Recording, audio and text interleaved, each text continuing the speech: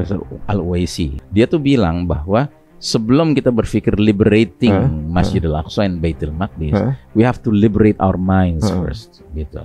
Jadi kita memerdekakan pikiran kita, kita pastikan bahwa pikiran kita ini diisi dengan ilmu, dengan knowledge, dengan information yang correct. Nah, itu adalah langkah paling awal. Udah banyak orang bahkan bukan Muslim yang mengatakan bahwa urusan ini bukan mulainya 7 Oktober, tidak. 7 Oktober itu adalah bentuk kekesalan masyarakat yang sudah dijajah puluhan tahun dan akhirnya melakukan perlawanan. Ini perlawanan demi kemerdekaan.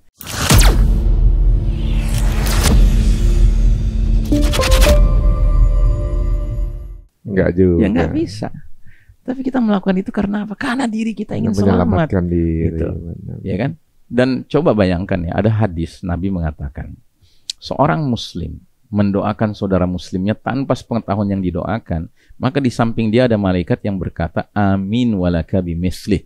Semoga Allah kabulkan dan bagi engkau hal yang serupa.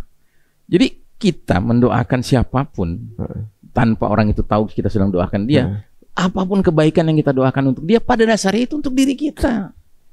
Kita mendoakan nih saudara-saudara kita di Gaza, resilient, ya kan, bertahan, ya kan, istiqomah, ya, tabah, begitu ya. Sama aja kita mendoakan diri kita agar kita istiqomah, tabah, resilient menghadapi fitnah yang pasti ada juga di sekitar kita. Begitu.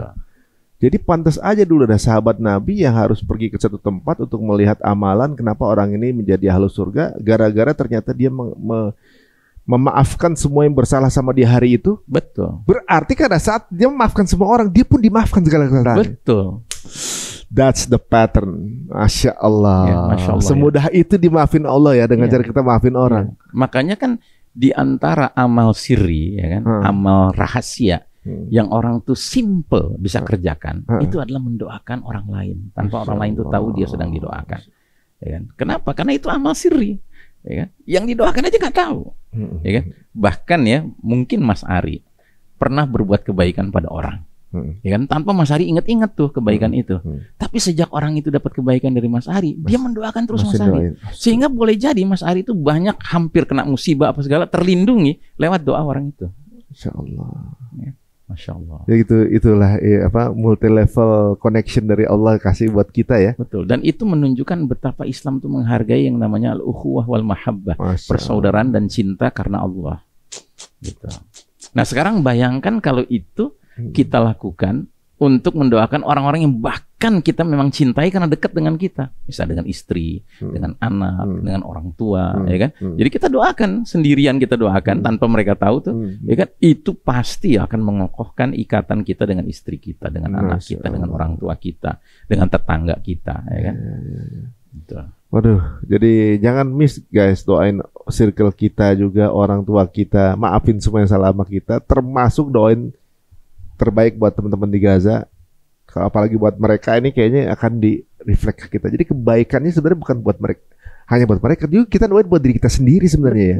Memang hadisnya punya gitu. Malaikat berkata, semoga Allah kabulkan dan bagimu hal yang serupa. Padahal kalau kita doain buat diri kita sendiri belum tentu dikabulin kan gitu kan? Belum tentu. Karena dengan kita banyaknya dosa, nggak khusyuk segala macam gitu ya. Tapi kalau kita doain orang, didoain malaikat. Yang secara, yang maksudnya nggak ada kekotoran hati gitu malaikat kan. Jadi untuk supaya ekspres doa kita nyampe, lebih aman kita doain orang. Kira-kira begitu. Aduh, astagfirullahaladzim. Jangan pernah kita kemudian doain jelek-jelek buat orang. Betul. Wah ngumpat, mudah-mudahan dia tuh sial gini-gini. Wah bahaya itu kan berarti Ustaz. Iya. Aduh, jangan sampai jangan sampai bagimu hal yang serupa. Aduh, itu dia bahaya. Astagfirullahaladzim. Gitu. Aduh. Poin kedua, poin ketiga, ya kan, make dakwah. Ya, we have to inform the human beings around us about the atrocities done by Israel on the people of Gaza. Ya kan, kita harus informasikan kepada semua orang di sekitar diri kita mengenai kejahatan-kejahatan genosida yang Israel lakukan pada warga Gaza. Dan beliau kemudian mengutip surat Wal Asri. Ya, demi waktu semua orang pada hakikatnya merugi kecuali yang memenuhi 4 kriteria: beriman, beramal soleh, menyampaikan saat saling mewasiatkan dengan kebenaran, ini dakwah, ya kan, dan saling mewasiatkan untuk bersabar, gitu. Ya, jadi nggak cukup kita beriman beramal soleh saja, tapi kita harus terlibat dalam dakwah. dengan cara kita inform kepada orang-orang di sekitar kita bahwa sedang terjadi atrocities yang dilakukan Israel kepada warga Gaza. Menarik apa yang Antum bilang tadi. Kita menyampaikan kebenaran itu dan bersabar. Ya. Karena benar, Ustaz. Yang speak up soal Palestina harus sabar. Jelas. Karena satu, kalau dia punya akun kena ban, algoritmanya diketekan. Ya. Dimusuhin sanksi sosial gitu kan. Ada haters juga dengan hal itu. Berarti kalau ya ikutan bersuara pun juga bukan hal yang mudah. Ya. Dia resikonya di akun. Tapi ingat di sini ada kata-kata tawasau bil haq, tawasau bis sabr. Yang artinya apa? Kita itu memerlukan sebuah community, sebuah lingkaran, ya kan, sebuah pergaulan yang saling. Jadi kita berdakwah, tapi kita juga rela untuk didakwahi. Kita menyabarkan orang, tapi kita juga disabarkan orang. Begitu. Malah kalau kita pelajari lebih jauh dalam Al-Quran ada 3 kan, ada yang ketiga, tawasau bil haq, tawasau bis sabr, tawasau bil marhamah. Sobil marhamah. Iya. Dengan kasih sayang. Itu di surat Al-Fajr ya kalau. Allah tawasau bil marhamah itu surat apa? Bisa dilihat dari juz amma ya kan. Nah, jadi ini masing-masing nih punya target sendiri-sendiri. Kenapa kita perlu tawasau bil haq? Karena bisa jadi kita melihat saudara kita, ya kan, orang dekat kita itu menyimpang dari jalan yang lurus. Nah, dengan tawasau bil haq kita ibaratnya mengembalikan dia on the right track.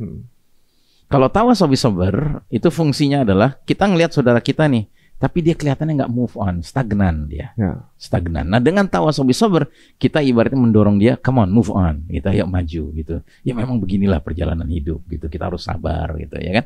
Nah, sementara tawasau bil marhamah itu fungsinya apa? Fungsinya untuk membuat orang itu merasakan bergairah di dalam jalan yang lurus ini. Karena kadang-kadang ada kan orang di atas jalan yang lurus, dia sabar tapi kayak garing gitu, ya kan? Nggak ada apa vitality, nggak ada vitality gitu, nggak ada excitement, nggak ada apa namanya passion gitu di dalam menjalani jalan yang lurus gitu.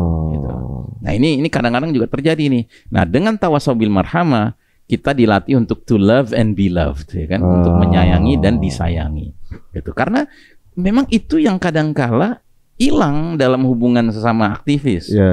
Aktivis itu saking ingin mengejar target-target, akhirnya malah bersaing dan justru hilang kasih sayang satu sama lain. Padahal kita harusnya kan selalu ingat ya, teman seperjuangan kan kita pingin bareng-bareng di jannah nanti.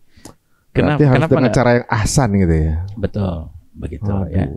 Dan mohon maaf, saya sering bilang gitu ya, kita orang Indonesia itu secara bahasa aja kita ini miskin cinta, miskin kasih sayang. Bahasa Arab tuh Masya Allah, ya kaya dengan ungkapan kasih sayang. Bahasa Inggris aja juga Masya Allah. Tapi kalau bahasa Indonesia, waduh, kering gitu, kering. Seringkali kita susah gitu mengungkapkan cinta. Cinta itu lebih sering diungkapkan dengan fisik. Tapi tidak dengan lisan. Lisan tuh kayaknya susah. Bahasa Indonesia tuh nggak romantis gitu ya. Nggak romantis. Ada yang mengingatkan, jatuhnya menghujat gitu kan. Jatuhnya jadi bahasanya jadi kesana gitu kan. Atau kalau misalnya sesama teman sahabat baik gitu kan mengungkapkan dengan bahasa cinta jadi aneh gitu. Kalau misalnya di barat kan si Mark dengan si John nih sahabat karib nih udah bertahun-tahun nih, tiba-tiba si Mark bilang, "Hey John, I like you, you're my best friend." Nah gitu. Itu biasa tuh. Tapi coba kalau gitu, Jono, gue sayang sama lo. Kan ngeri kan, hombre kali gitu. Kalau orang Arab kan anahu ibu kafilah, bagus kan. Habibi gitu, bagus. Kalau bahasa Indonesia kan justru kita mengungkapinya dengan yang berlawanan. Misal kadang-kadang kalau teman akrab gitu ya, Wendot gitu. Tuh sayang dah. Udah dekat, kalau udah dekat tadi begitu. Wendot, wah hitam gitu. Berarti itu udah saking sayangnya diomongin begitu nggak marah. Tapi ya semi-semi nyela gitu kan. Nah, saking romantisnya jadi begitu gitu. Karena bukan bahasa-bahasa yang asan. Nah, itu menarik sih. Ini juga perlu pembahasan detail nih kayak gini nih.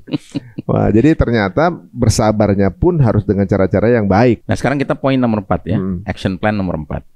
Distribute more detailed counter replies against Western propaganda that Palestinians are terrorists. Jadi kita menyebarkan, ya kan, bahan-bahan yang agak lebih detail lagi untuk mengcounter propaganda Barat bahwasanya Palestina itu teroris, gitu. Jadi bisa kita dengan pamflet, bisa dengan buku, ya kan, atau kalau lewat internet kita bisa dengan e-book, ya kan. Nah, yang itu semua dalam rangka mengklarifikasi kepada teman kita, baik dia Muslim atau non-Muslim, ya kan, bahwa sesungguhnya narasi yang menuduh rakyat Palestina itu teroris itu keliru besar. gitu. Edukasi jatuhnya itu ya. Edukasi, tapi di sini titik tekannya adalah kita nggak sekedar kayak inform dalam bentuk yang singkat-singkat, tapi udah agak lebih detail. Karena kita kasih e-book, kita kasih pamflet, kita kasih tulisan yang agak lebih panjang lah. Kan kalau sekedar lewat WA kan sulit kan, atau sekedar lewat Reels gitu sulit gitu. Nah, kadang-kadang video yang kemudian bikin orang paham gitu ya. Betul, itu.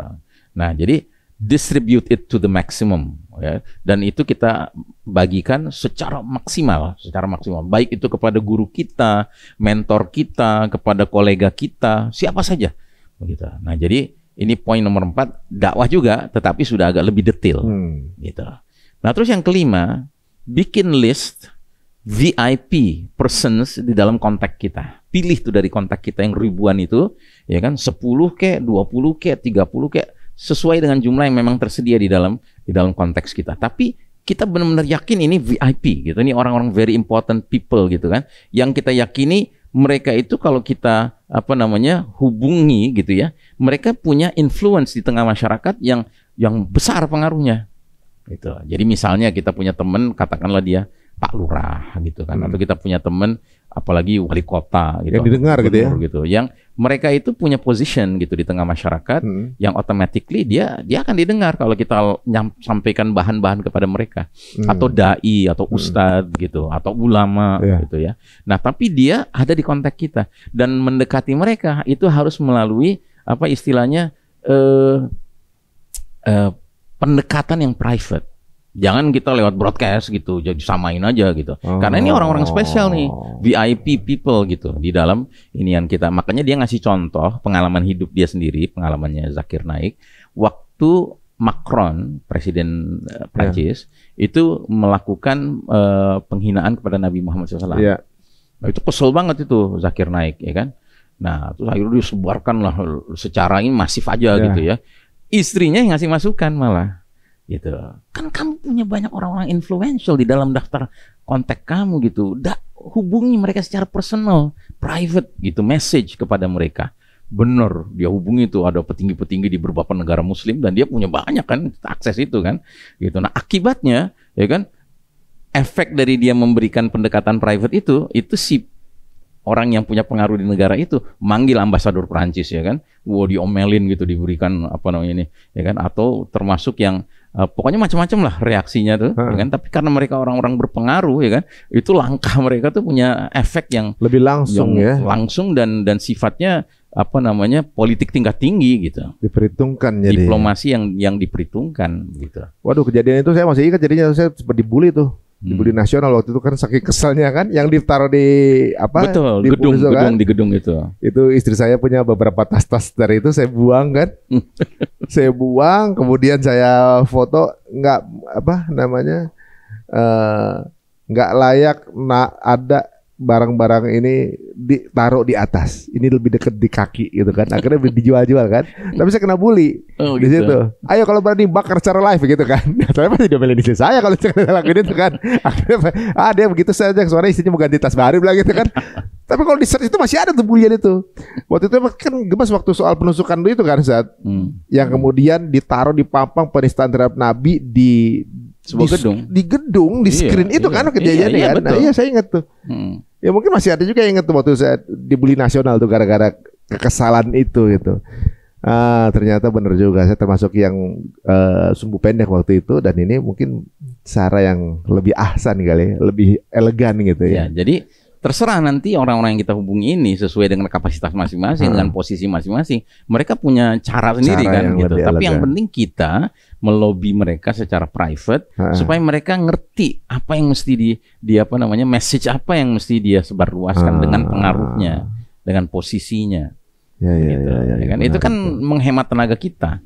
Belum tentu kita bisa begitu. Tapi mereka dengan posisi-posisi masing-masing itu mereka bisa menggunakan, ya kan? Mereka punya power dalam posisinya masing-masing. Jadi pressure-nya beda itu.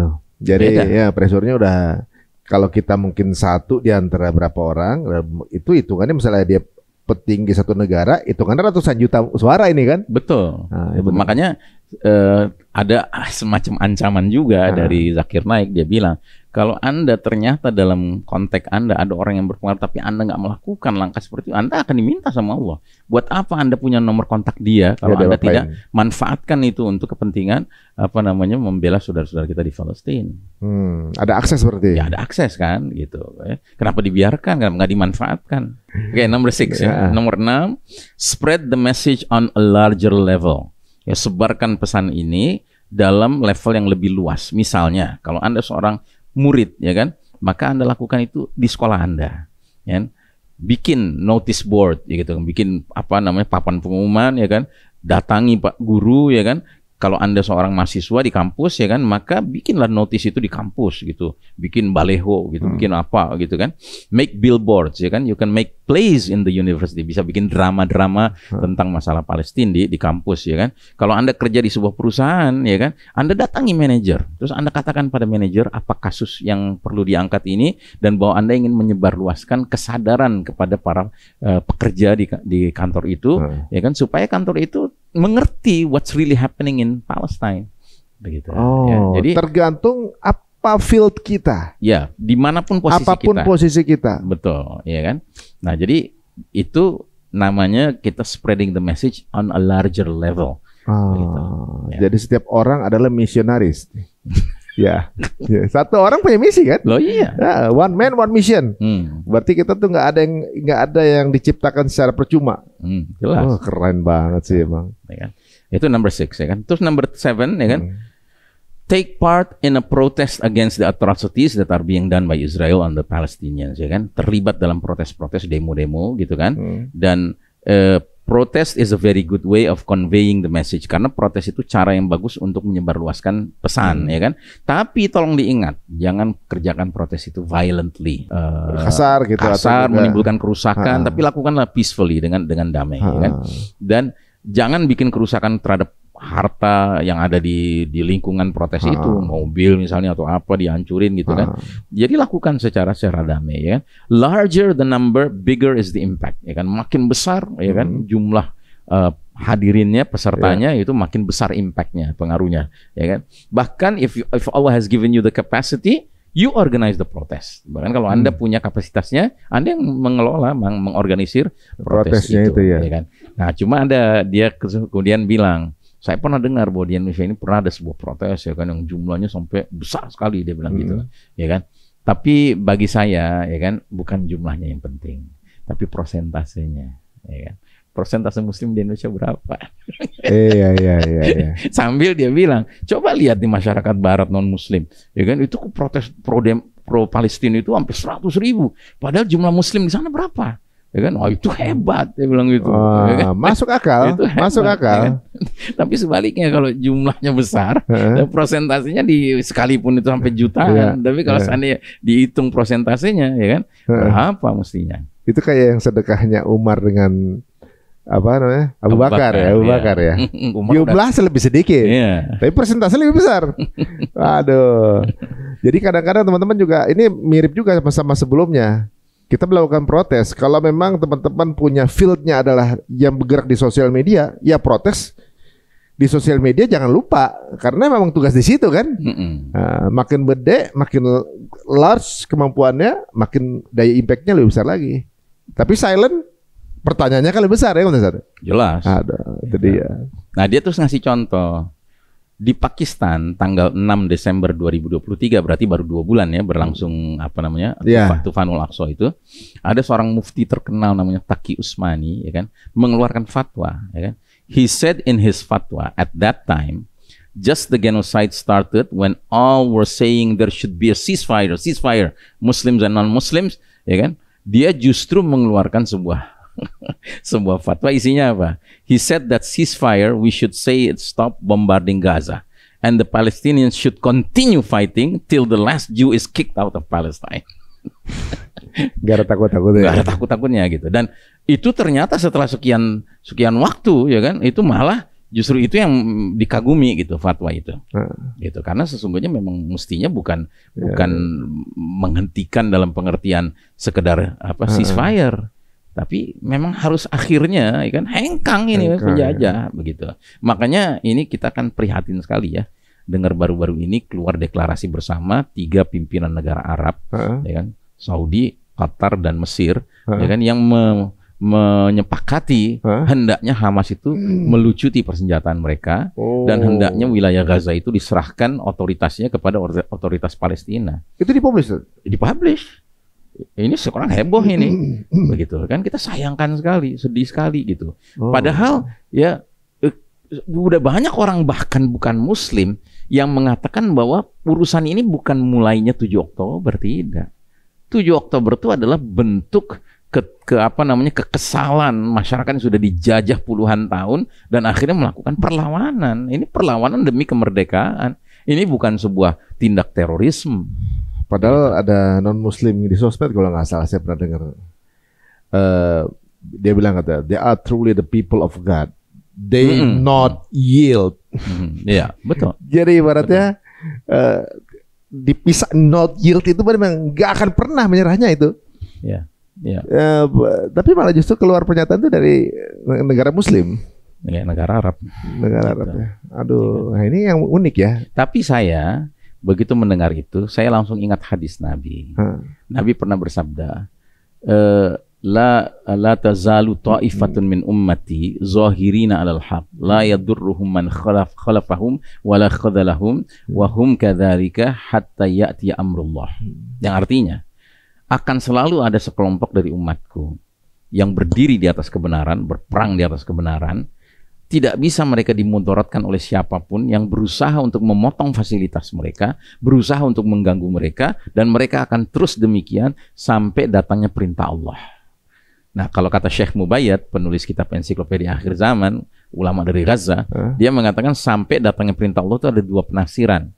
Sampai tibanya angin lembut berhembus mencabut setiap ruh orang beriman sebelum kiamat.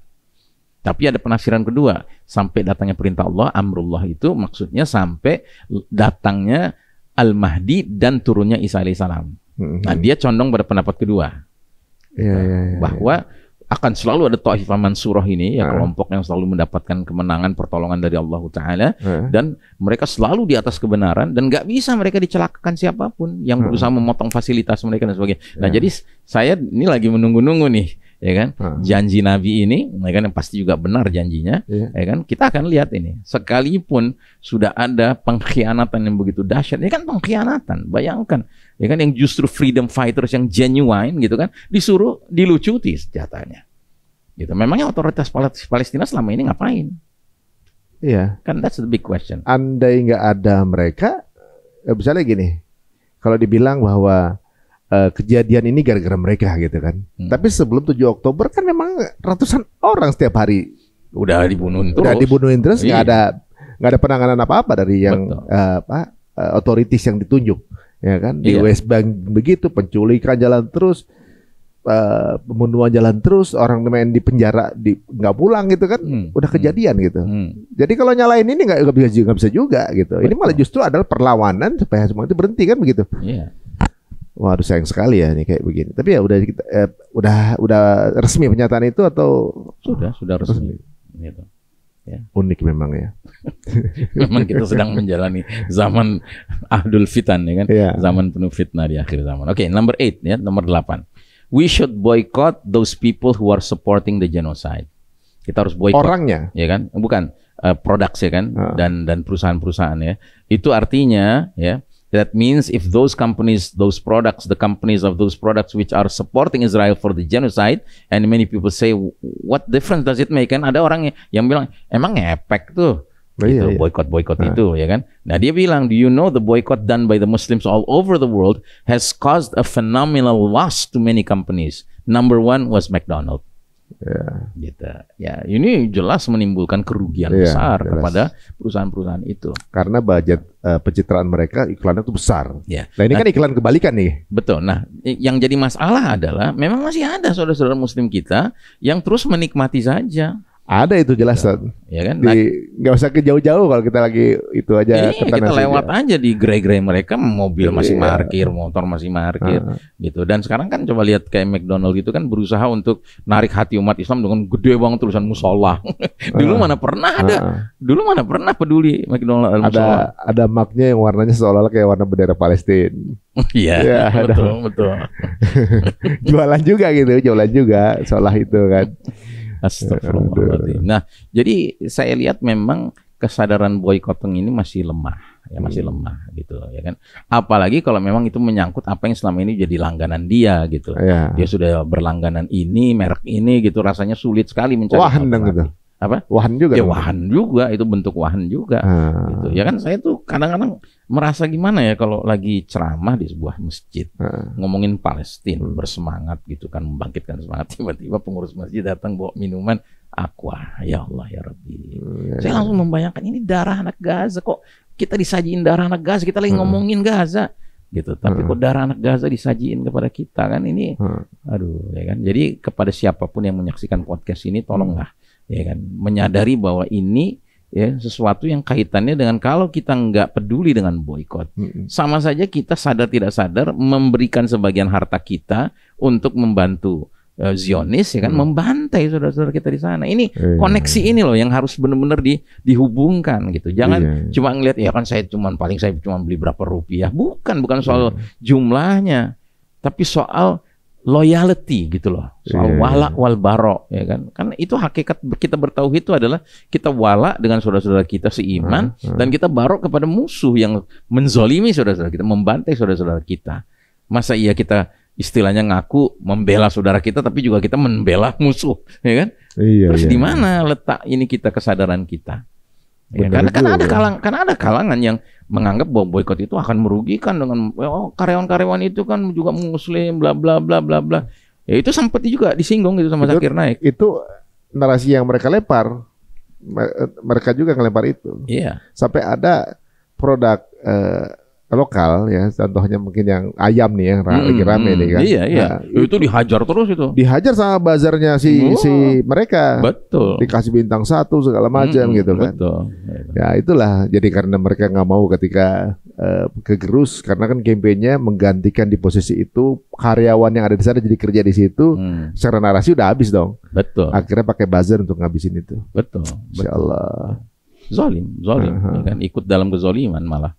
Gitu. Bukannya menghalangi kezoliman, malah terlibat dalam meningkatkan kezoliman. Ya, ada duitnya saat memang. Ya itu, hubud dunia. Wahan gitu.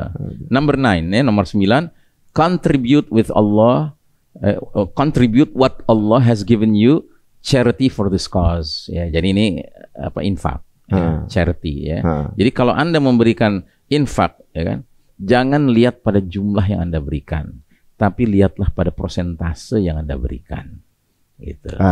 Karena dia kasih dua contoh. Misalnya ada satu orang, dia kekayaannya adalah $100 juta, ya kan? Terus dia kasih $1 juta gitu, kayaknya keren kan gitu. Nah sementara ada orang yang cuma punya $1.000, tapi dia ngasih charity $100.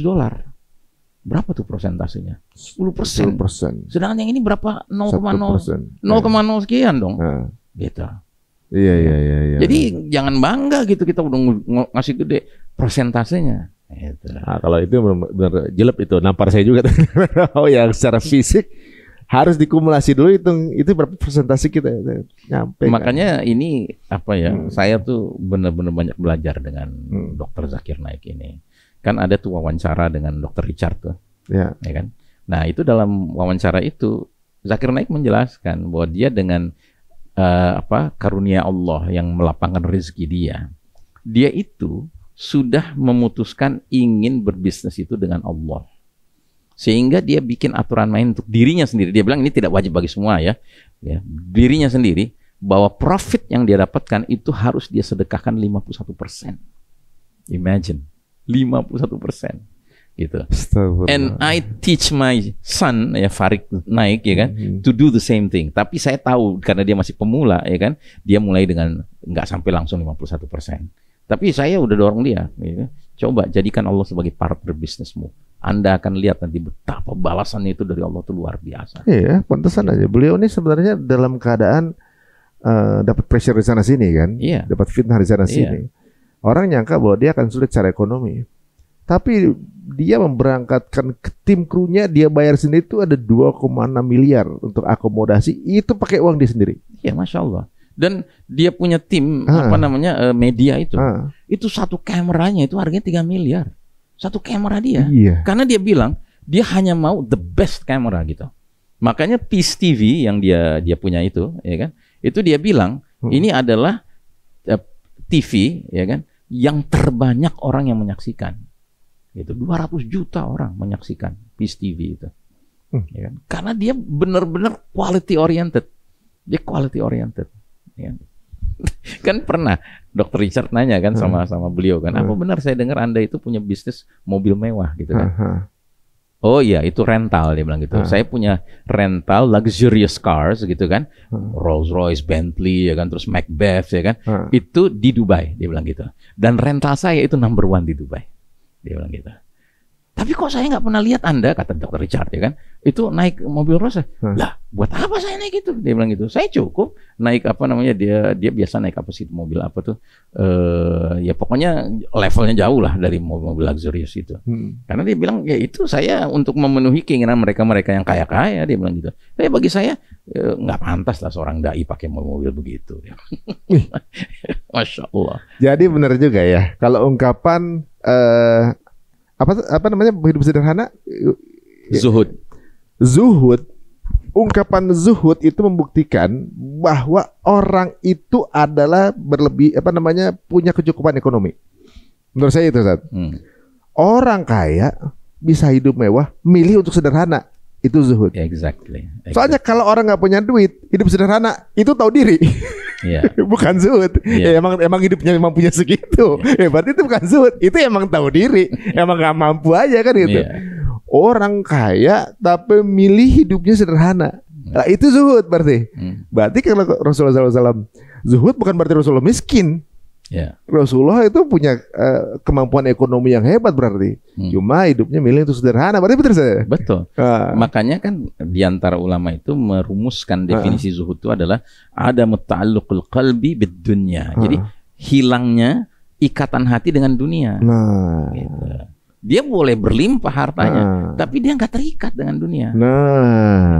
Jadi guys, harus umat Muslim tuh jadi orang-orang yang punya kemandirian ekonomi, guys. Benar nggak, Sat? Jadi kalau punya kemandirian ekonomi, punya power lebih, teman-teman semua. Gitu. Kadang-kadang ada yang udahlah, nggak usah belajar, nanti takut ini sama dunia. Justru sebaliknya aja, harus jago ekonomi berarti ya. Dan dia berprinsip in charity, the more you give, the more you receive from Allah. Itu dia. Itu prinsip dia. Dan dia buktikan itu. Dia bilang semenjak dia justru 51%, itu ngalir terus, dia bilang. Iya ya, sebenarnya nggak ada orang sedekah itu jadi miskin gitu, nggak ada ya? Nggak ada. Sampai sekarang juga. Waduh, ya guys. Dan itu ada hadisnya juga, mana qasomalun malin bis sadaqah, ya kan? Nggak ada orang berkurang hartanya lantaran dia bersedekah. Nggak ada. Gitu. Dan dalam hal ini Zakir Naik mengkaitkan dengan surat Al-Baqarah 261, ya kan, yang bulir itu, satu bulir menghasilkan 700, ya kan? Nah, itu kan dia bilang kalau menghasilkan 700 kali itu berapa persentasenya? Itu persentasenya 70.000%, dia bilang gitu. Berarti konsep sejak ciptakannya perbankan di dunia, mau kaya nabung, itu memang itu konsep kapitalis. Makanya pada masa zaman dulu kalau mau kaya sedekah, itu benar berarti. Betul. Ya, nabung mau jadi kaya stres, itu dia. Waduh, tapi sekarang polanya memang butuh waktu ya untuk mempenetrasi mindset itu. Ini menjadi salah satu triggernya kejadian sekarang ini ya. Masya Allah. Nah, number 10 ya kan, when you are involving in any of the points that you're doing, please be careful. Gitu. Kenapa? See to it that you do not stop your other activities while you are supporting the cause of Palestine. Don't become excessive. Be balanced. Jadi contoh dia begini. Kalau kita selama ini sebelum tahu ada kasus Palestina, ya kan, kita rajin nih ngasih sedekah kepada sebuah katakanlah rumah sakit, gitu, ya kan. Nah, terus kita tiba-tiba sadar, ya kan? Jangan dialihin, dia bilang gitu, ya kan? Ya keluarin lagi. Yang beda posnya. Iya, karena apa? Karena ini mereka sudah katakanlah sudah stabil dengan bantuan kita. Gitu. Begitu kita ini jangan sampai ada orang meninggal jadinya gara-gara kita. Iya, benar. Jadi jatuhnya malah yang di sini nanti malah kekurangan kan gitu. Dan itu bukan hanya urusan charity ya, termasuk urusan dakwah, dia bilang gitu. Seperti saya ini spesialisasinya adalah bicara kepada orang-orang non-muslim, berusaha memberikan hidayah pada mereka dengan izin Allah, ya kan? Nah, jangan gara-gara Palestina itu saya berubah jadi Palestina aja yang saya bahas terus, dia bilang gitu. Itu salah. Itu namanya saya nggak balance. Nah, jadi oke, 1 sampai 9 tuh kita lakukan, tapi jangan sampai kita meninggalkan apa yang selama ini memang sudah menjadi kebiasaan kita dan kewajiban kita, apalagi kalau kita sudah punya kekhususan. Gitu. Sudah punya specialty. Yang udah kita jalanin tetap dijalanin. Kejadian Palestina ini adalah opening new project. Ya. Bukannya swifting. Bukan. Tapi opening new project. Jadi while doing this. Betul. Oke. Jadi be balance gitu. Don't be excessive. Waduh. Jadi kalau saya boleh tarik satu garis besar kesimpulan, yang paling utamanya justru sebenarnya berarti edukasi, Ustaz ya. Edukasi. Dan itu kan juga diungkapkan oleh Profesor siapa yang juga sering bahas tentang Baitul Maqdis, Profesor Al-Uwaisi. Dia tuh bilang bahwa sebelum kita berpikir liberating Masjidil Aqsa dan Baitul Maqdis, we have to liberate our minds first, gitu. Jadi kita memerdekakan pikiran kita, kita pastikan bahwa pikiran kita ini diisi dengan ilmu, dengan knowledge, dengan information yang correct, ya kan, tentang Baitul Maqdis, tentang Palestina, tentang Syam, ya kan. Nah, itu adalah langkah paling awal. Gitu. Nanti urut-urutannya tuh liberating the minds, kemudian liberating politically, ya kan, baru liberating militarily. Gitu. Berarti memang dalam proses menuju mengedukasi, saling mengedukasi, Allah kasih contohnya secara nyata ya. Jadi maksudnya mungkin sekarang ini kalau ingin memperdalam apa yang terjadi sebenarnya dunia nyata, dengan keadaan Palestina akan mempermudah kita dalam edukasi itu kan, karena ini bukan cuma obrolan halu, obrolan nyata. Jadi apa yang kita omongin dulu mungkin nggak, misalnya akhir zaman akan bagaimana dulu kan kayak semacam sesuatu yang halu masih jauh obrolan. Ternyata sekarang adalah memudahkan kita untuk berdakwah jadi lebih mudah.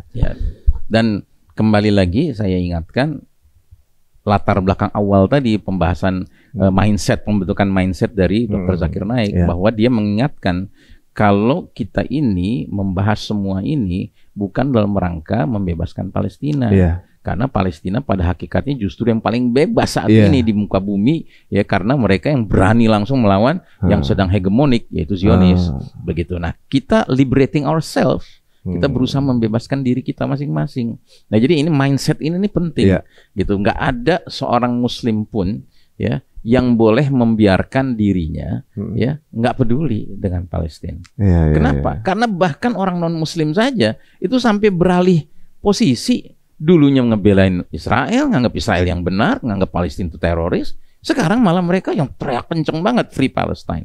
Mereka yang kenceng banget melakukan pencelaan kepada Israel, kepada Zionis. Begitu. Ya kan, masa ya kita yang Muslim nggak bisa begitu? Mestinya kita yang justru paling depan dong melakukan hal itu. Kita kalah presentasi nih sekarang. Kalah presentasi ya. Betul. Kita cuma menang jumlah, berarti memang jelas itu kita cuma menang banyak aja. Makanya dia juga terus mengkaitkan tentang istilah fraud. Fraud itu kan artinya buih. Gitu. Kita jangan jadi buih. Karena kalau kita jadi buih, kita ikut arus aja terus. Gitu. Kan kalau saya lihat buih itu ada 3 cirinya kan. Tidak berisi, ya, tidak ada bobotnya, ya kan, ringan, ya kan, sama tidak ada arah. Dia ikut aja kemanapun air itu bergerak. FOMO. Ya, FOMO. Gitu. Waduh guys, jangan sampai kita menjadi salah satu yang kemudian melakukan apa yang dilakukan oleh buih itu ya. Saya juga ini adalah sebagai koreksi pribadi gitu kan, bahwa di era sekarang nggak mudah untuk nggak keikutan FOMO. Nggak mudah untuk kayak ikutan FOMO. Salah satunya mungkin tragedi Palestina aja sempat FOMO. Bagaimana orang pada membela Palestina di awal itu sebanyak apa kita lihat. Sekarang hanya tinggal beberapa hitungannya. Nah di situ ternyata Iya benar juga ya. Ketika semuanya membicarakan ini seperti seolah tren, semua ke sana. Ketika kemudian udah membicarakan itu nggak seksi karena algoritma sudah akan terancam, semuanya menyelamatkan diri. Begitu. Nah, itu saya menjadi apa? Emang sempat apa? Jadi introspeksi juga. Dan ada loh orang warga Gaza tuh yang sampai bilang, dulu ketika baru pecah perang ini, ya Oktober itu, kami menyangka bahwa berat itu di awal. Ternyata sekarang ini lebih berat lagi. Lebih berat lagi. Makanya kalau dulu di awal kita peduli, lalu sekarang kita nggak peduli atau berkurang kepedulian, salah besar. Salah besar. Gitu. Karena apa? Karena mereka sekarang jauh lebih mengerikan loh situasinya. Iya. Ya kan? Disengaja starve to death. Ya kan, lapar sampai kepada kematian, bahkan apa tadi, food or death, ya food or death, ya kan, pilihannya makanan atau mati. Dan itu jadi kayak apa, mainan gitu, nauzubillah. Iya. Kan ya Allah, kita patut gitu merasakan betapa mereka tuh disengajakan, bukan saja mereka dilaparkan, tapi mereka ditanamkan rasa hina gitu, diri mereka tuh hina gitu. Sehingga lo mau dapat makanan, ya siap-siap aja lo mati gitu kan. Target zone aja mereka tuh. Tapi karena memang ya lapar, namanya orang lapar kan, desperate gitu kan. Ya udah, I'll take my chances gitu. Ya yang mereka yang berani terjun sana udah siap-siap akan syahid, tapi alhamdulillahnya. Jadi ya kalau mati pun syahid ya udah siap semua.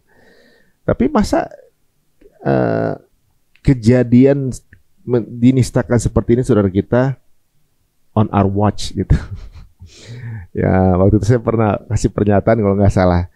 Apakah ini apa namanya era terburuk untuk umat muslim, untuk umat ini, atau kita umat terburuk untuk era ini gitu? Apa kita menjadi orang yang cuma bisa nyaksiin doang, cuma bisa apa namanya ngelihat saudara kita di ini tanpa berbuat apa-apa gitu? Ya maksimalnya ya mungkin seperti Ustadz bilang tadi ya, dimanapun posisi kita, kejadian kemampuan termaksimal kita usahakan, kita kerahkan. Gitu. Nah, yang kita sayangkan kan, kalau kita lihat tadi poin-poin 10 itu, ya kan, itu kan memang semuanya kita bisa lakukan. Tinggal masalahnya kapasitasnya beda-beda, levelnya beda-beda. Tapi yang jelas kalau kita lihat satu persatu, semua itu bisa kita lakukan. Gitu. Nah, yang kita sayangkan kok masih ada, ya kan? Bukan sembarang muslim loh, muslim ngaji gitu loh, ngaji, tapi bahkan bukan terlibat dalam salah satu 10 poin itu, malah justru menyalahkan dan memfitnah. Gitu. Memfitnah gitu, misalnya mengatakan bahwa ya inilah kalau nggak dekat dengan Allah, inilah kalau nggak ngaji, kasarnya gitu kan. Ya Allah ya Rabbi, kurang ngaji apa rakyat Gaza? Rakyat Gaza itu sebelum terjadi perang ini, setiap musim panas, liburan itu mereka mengadakan daurah Al-Quran yang mencetak hufaz dari kalangan remaja-remaja. Dan itu menunjukkan program daurah mereka tuh canggih. Dalam sebulan bisa melahirkan hafiz 30 juz. Berarti sehari 1 juz. Nah itu dia. Gitu. Kita belum bisa bikin begitu. Iya. Gitu. Terus masih juga menganggapnya sebagai ya mereka kan menjadi begini karena mereka tidak ngaji, mereka tidak berilmu. La ilaha illallah. Malah kalau mereka tahu mestinya mereka yang pergi dari situ. Nah, iya. Itu dia. Ya itulah dia mungkin ya. Ini ironis ya sebenarnya saat ya. Justru datangnya dari orang-orang yang sudah ngaji gitu ya, yang justru mempermudah kampanye dari Zionis. Emang Zionis kepengen di mereka itu nggak ada lagi. Betul. Untuk dibikin resort, Trump resort di situ kan. Nah, kalau berpendirian atau berpendapat harus menyingkir, berarti dia sefaham dan sejalan dengan Donald Trump. Nah, dan yang lebih penting lagi, orang-orang ini seperti tidak pernah membaca hadis Nabi yang bunyinya begini ya. Ini penutup nih. Awwalu hadzal amr nubuwah wa rahmah. Ya, urusan agama ini di awalnya adalah kenabian dan rahmat Allah, ya. Tsumma yakunu khilafah wa rahmah. Sesudah itu kekhalifahan dan rahmat Allah. Ya. Tsumma yakunu mulkan wa rahmah. Setelah itu kerajaan-kerajaan dan rahmat Allah, ya kan? Tsumma yatakadamuna alaihi takadamul humr.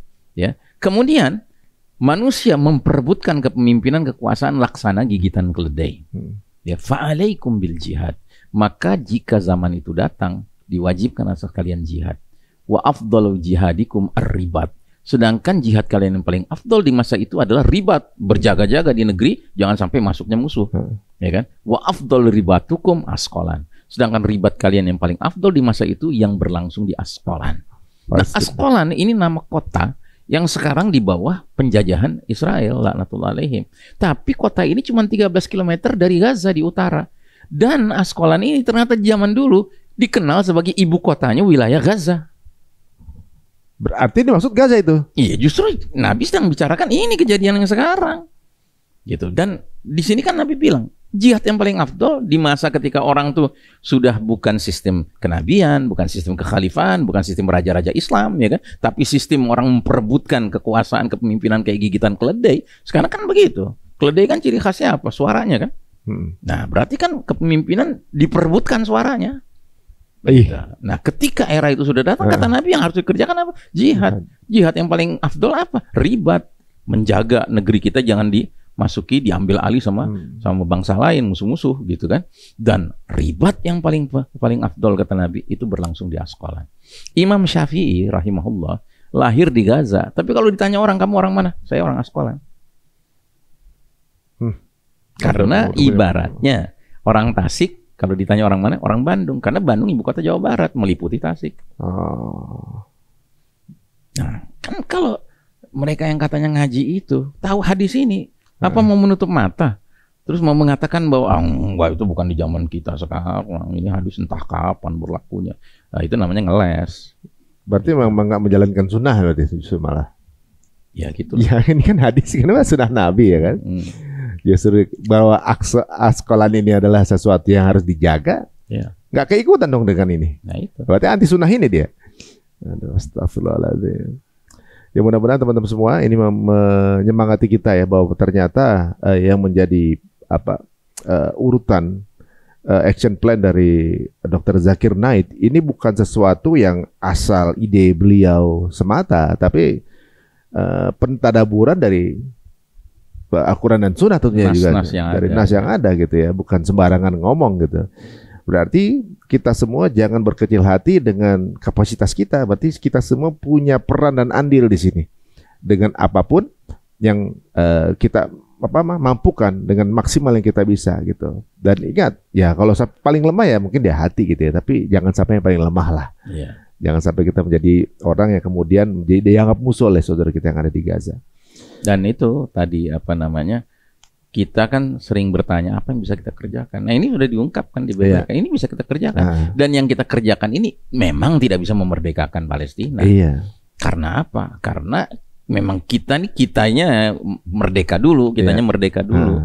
Gitu. Ibaratnya nih semua kita kerjakan supaya kita nggak termasuk yang nanti di hari berbangkit dianggap sebagai musuhnya anak-anak yatim Gaza, sebagai musuhnya ibu-ibu Gaza, orang tua Gaza, mujahidin Gaza. Itu kan aneh gitu kalau kita sampai nauzubillah ya diposisikan oleh mereka warga Gaza yang sudah menunjukkan resiliensi mereka ya kan, ketabahan, keistiqomahan mereka melawan musuh yang paling top ini kan. Yahudi kan musuh paling top ya kan. Terus tahu-tahu kita nggak satu posisi sama mereka nanti, nauzubillah min dzalik. Minimal ada satu di antara poin tadi, ada satu effort yang dijalankan ya, sehingga udah ada hujah lah gitu ya untuk kemudian bisa ngelakuin itu. Walaupun misalnya mau ngejalanin semua belum sanggup gitu, ada beberapa poin yang udah kita jalanin gitu kan, berproses gitu. Waduh, just kalau Ustaz nih, penadaburannya ini sepertinya bisa menjadi catatan. Dan andai kata setiap insan per orang ini ngejalanin ini, perubahannya akan berbeda. Perubahannya signifikan. Akan signifikan. Karena yang jadi PR itu bukan ngerubah orang, ngerubah diri sendiri kan tentunya juga. Betul. Ibda binafsik. Mulailah dari diri sendiri. Semoga nanti kita akan lanjutkan di poin-poin berikutnya yang masih ada 11 lagi itu. Semoga bisa menjadi penyemangat teman-teman kita semua untuk sama-sama dalam waktu kita masih bernapas melihat kemerdekaan Aqsa. Amin. Amin ya rabbal alamin. Masyaallah. Sampai ketemu teman-teman semua, sampai ketemu lagi di episode berikutnya. Assalamualaikum warahmatullahi wabarakatuh.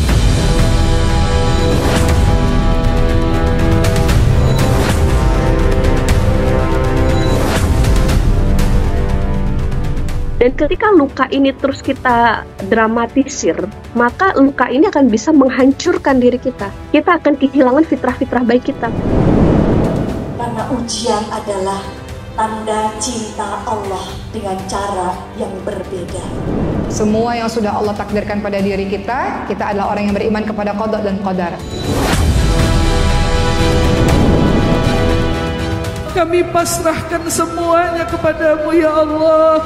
Jika datang ajal pun jemput kami ya Allah. Tolong izinkan wafatkan kami husnul khatimah.